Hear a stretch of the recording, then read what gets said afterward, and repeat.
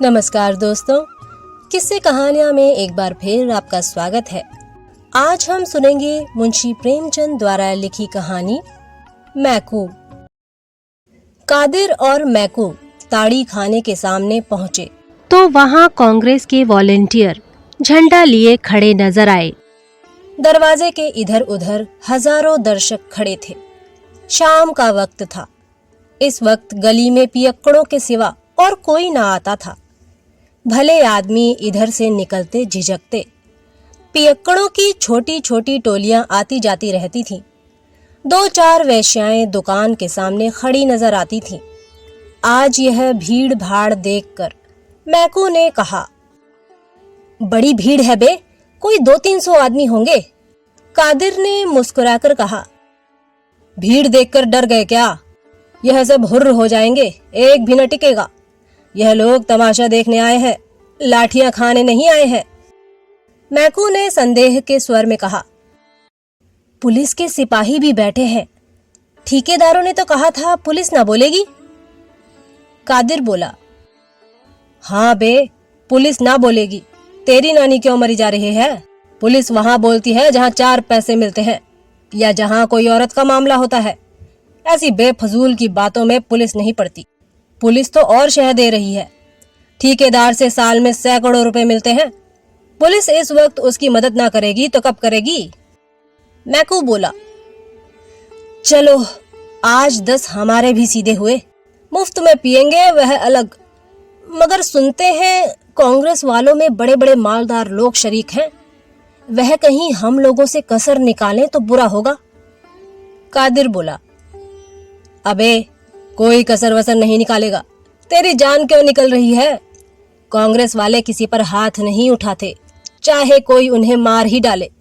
नहीं तो उस दिन जुलूस में 10-12 चौकीदारों की मजाल थी कि 10,000 आदमियों को पीट कर रख देते। 4 तो वहीं ठंडे हो गए थे, मगर एक ने हाथ नहीं उठाया। इनके जो महात्मा है वह बड़े भारी फकीर हैं। उनका हुक्म है कि चुपके से मार खा लो, लड़ाई मत करो। यह बातें करते करते दोनों ताड़ी खाने के द्वार पर पहुंच गए। एक स्वयं सेवक हाथ जोड़कर सामने आ गया और बोला, भाई साहब, आपके मजहब में ताड़ी हराम है। मैकू ने बात का जवाब चांटे से दिया। ऐसा तमाचा मारा कि स्वयं सेवक की आंखों में खून आ गया। ऐसा मालूम होता था गिरा चाहता है। दूसरे स्वयं सेवक ने दौड़कर उसे संभाला। 5 उंगलियों का रक्तमय प्रतिबिंब झलक रहा था, मगर वॉलेंटियर तमाचा खाकर भी अपने स्थान पर खड़ा रहा। मैकू ने कहा, अब हटता है कि और लेगा? स्वयं सेवक ने नम्रता से कहा, अगर आपकी यही इच्छा है तो सिर सामने किए हुए हो, जितना चाहे मार लीजिए, मगर अंदर ना जाइए। यह कहता हुआ वह मैकू के सामने बैठ गया। मैकू ने स्वयं सेवक के चेहरे पर निगाह डाली। उसकी 5 उंगलियों के निशान झलक रहे थे। मैकू ने इसके पहले अपनी लाठी से टूटे हुए कितने ही सिर देखे थे, पर आज की सी ग्लानि उसे कभी न हुई थी। वह 5 उंगलियों के निशान किसी पंचशूल की भांति उसके हृदय में चुभ रहे थे। कादिर चौकीदारों के पास खड़ा सिगरेट पीने लगा। वही खड़े खड़े बोला, अब खड़ा देखता क्या है, लगा कसके एक हाथ। मैकू ने स्वयं सेवक से कहा, तुम उठ जाओ, मुझे अंदर जाने दो। स्वयं सेवक बोला, आप मेरी छाती पर पांव रखकर चले जा सकते हैं। मैं कहता हूं उठ जाओ, मैं अंदर ताड़ी ना पीऊंगा, एक दूसरा ही काम है। उसने यह बात कुछ इस दृढ़ता से कही कि स्वयं सेवक उठकर रास्ते से हट गया। मैकू ने मुस्कुराकर उसकी ओर ताका। स्वयं सेवक ने फिर हाथ जोड़कर कहा, अपना वादा भूल न जाना। एक चौकीदार बोला, लात के आगे भूत भागता है, एक ही तमाचे में ठीक हो गया। कादिर ने कहा, यह तमाचा बच्चा को जन्म भर याद रहेगा। मैकू के तमाचे सह लेना मामूली काम नहीं है। चौकीदार बोला, आज ऐसा ठोको इन सबों को कि फिर इधर आने का नाम न ले। कादिर बोला, खुदा ने चाहा तो फिर इधर आएंगे भी नहीं, मगर हैं सब बड़े हिम्मती, जान को हथेली पर लिए फिरते हैं। मैकू भीतर पहुंचा तो ठेकेदार ने स्वागत किया। आओ मैकू मियाँ, एक ही तमाचा लगाकर क्यों रह गए? एक तमाचे का भला इन पर क्या असर होगा? बड़े लतखोर हैं सब, कितना ही पीटो असर ही नहीं होता। बस आज सबों के हाथ पांव तोड़ दो, फिर इधर ना आए। मैकू बोला, तो क्या और ना आएंगे? ठेकेदार बोला, फिर आते सबों की नानी मरेगी। मैकू बोला, और जो कहीं इन तमाशा देखने वालों ने मेरे ऊपर डंडे चलाए तो? ठेकेदार बोला, तो पुलिस उनको मार भगाएगी, एक झड़प में मैदान साफ हो जाएगा। लो, जब तक एक आध बोतल पी लो, मैं तो आज मुफ्त की पिला रहा हूं। मैकू बोला, क्या इन ग्राहकों को भी मुफ्त? ठेकेदार बोला, क्या करता, कोई आता ही न था, सुना कि मुफ्त मिलेगी तो सब धस पड़े। मैकू बोला, मैं तो आज ना पीऊंगा। ठेकेदार बोला, क्यों? तुम्हारे लिए तो आज ताजी ताड़ी मंगवाई है।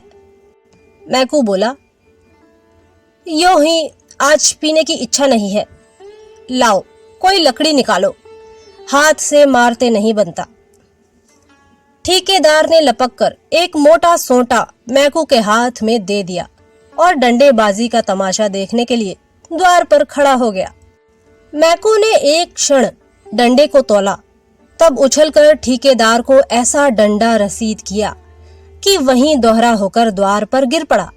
इसके बाद मैकू ने पियक्कड़ों की ओर रुख किया और लगा डंडों की वर्षा करने। न आगे देखता था न पीछे, बस डंडे चलाए जाता था। ताड़ीबाजों के नशे हिरन हुए, घबरा घबरा कर भागने लगे, पर किवाड़ों के बीच में ठेकेदार की देह बिंधी पड़ी थी।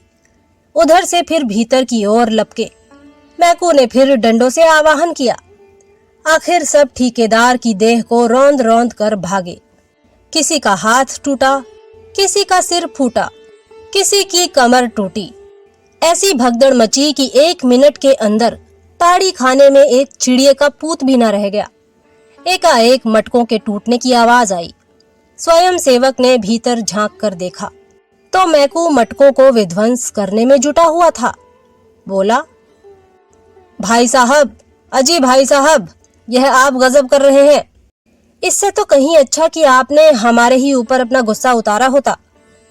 मैकू ने 2-3 हाथ चलाकर बाकी बची हुई बोतलों और मटकों का सफाया कर दिया और तब चलते चलते ठेकेदार को एक लात जमा कर बाहर निकल आया। कादिर ने उसको रोक कर पूछा, तू पागल तो नहीं हो गया है बे? क्या करने आया था और क्या कर रहा है? मैकू ने लाल लाल आंखों से उसकी ओर देखकर कहा, हाँ, अल्लाह का शुक्र है कि मैं जो करने आया था वह ना करके कुछ और ही कर बैठा। तुम में कुव्वत हो तो वॉलेंटियरों को मारो। मुझ में कुव्वत नहीं है। मैंने तो जो एक थप्पड़ लगाया उसका रंज अभी तक है और हमेशा रहेगा। तमाचे के निशान मेरे कलेजे पर बन गए हैं। जो लोग दूसरों को गुनाह से बचाने के लिए अपनी जान देने को खड़े हैं, उन पर वही हाथ उठाएगा जो पाजी है, कमीना है, नामर्द है। मैकू फिसादी है, लठैत है, गुंडा है, पर कमीना और नामर्द नहीं है। कह दो पुलिस वालों से, चाहे तो मुझे गिरफ्तार कर लें। कई ताड़ीबाज खड़े सिर सहलाते हुए उसकी ओर सहमी हुई आंखों से ताक रहे थे। कुछ बोलने की हिम्मत ना पड़ती थी। मैकू ने उनकी ओर देखकर कहा, मैं कल फिर आऊंगा। अगर तुम में से किसी को यहां देखा तो खून ही पी जाऊंगा। जेल और फांसी से नहीं डरता। तुम्हारी भलमनसी इसी में है कि अब भूल कर भी इधर ना आना। यह कांग्रेस वाले तुम्हारे दुश्मन नहीं हैं। तुम्हारे और तुम्हारे बाल बच्चों की भलाई के लिए ही तुम्हें पीने से रोकते हैं। इन पैसों से अपने बाल बच्चों की परवरिश करो, घी दूध खाओ। घर में तो फाके हो रहे हैं, घरवाली तुम्हारे नाम को रो रही है और तुम यहाँ बैठे पी रहे हो। लानत है इस नशेबाजी पर। मैकू ने वहीं डंडा फेंक दिया और कदम बढ़ाता हुआ घर चला। इस वक्त तक हजारों आदमियों का हुजूम हो गया था। सभी श्रद्धा, प्रेम और गर्व की आंखों से मैकू को देख रहे थे। तो दोस्तों, ये थी मुंशी प्रेमचंद द्वारा लिखी एक लघु कहानी मैकू। अगली बार फिर एक नई कहानी के साथ आपसे मुलाकात होगी। तब तक के लिए नमस्कार।